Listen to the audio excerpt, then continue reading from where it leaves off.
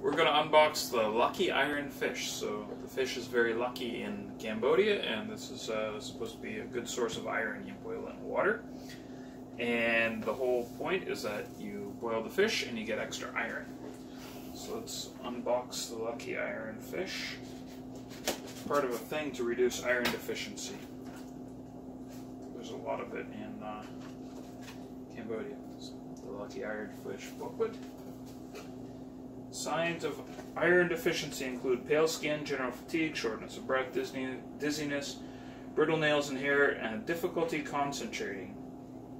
It can lead to anemia. So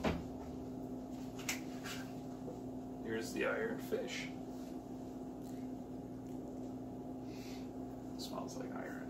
What do you know? It's pretty heavy.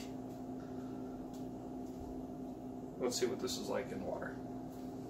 Okay, so first you put the liter of water in a pot. Turn it on to boil. You just add a few drops of citrus, so we don't want to add too much. That's definitely enough. Then you add the fish. And you wait for it to boil for about 10 minutes, and that fortifies your water with iron.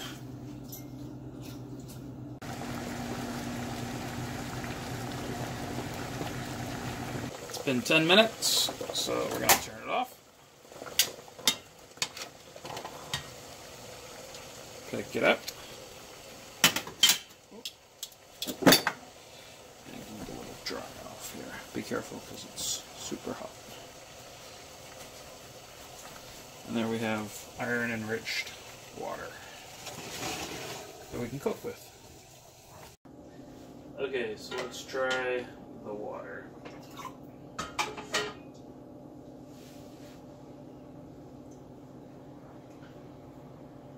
It tastes too much different. A little bit, though.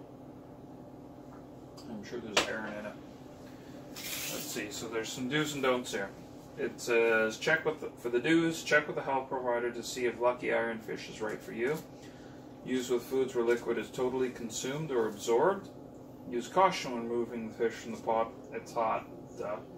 Only use a few drops of citrus or other form of acidity. Too much will release additional iron that can impact the taste of your food or water. The don'ts are use your Lucky Iron Fish with dark teas or coffee, no caffeine. Boil for more than 10 minutes and leave it in your kettle or water bottle because it can rust. Do not wash in the dishwasher, it can rust. Use your Lucky Iron Fish in a microwave or pressure cooker. That's the do's and don'ts.